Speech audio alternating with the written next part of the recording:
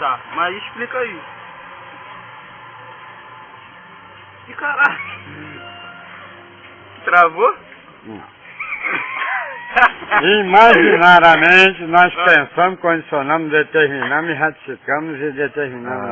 Agora eu entendi. A amizade que nós temos e condicionamos na rua que moramos, com as amizades diferenciadas de jovens e determinadas, Caraca, o dedo do meio, ativamente e determinadamente e formadamente, a gente tem formação e gentil.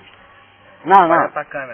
Não, olhando para lá, com a nossa habilidade coordenada, deformada e qualificada por regente.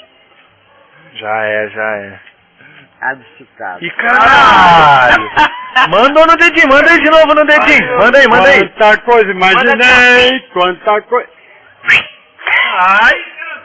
Manda aqui, ó, faz Ó, a câmera. isso, e óleo disso, botando óleo de freio nesse resíduo aí do Vai cagar, hein? Trocar, ó. E caralho, vai cagar. Não, eu trabalhei Olha a cara dele, porra.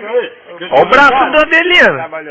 Ô, se eu não trabalhei, eu aprovo, determino e ratifico. Ó, vou tirar o motor, sacar o motor e ver, ó, a habilidade condicional,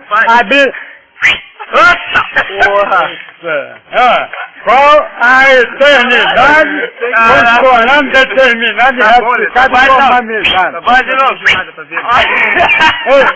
Não, putz, bota a língua pra fora aí que eu quero ver. Não. Ai, caralho!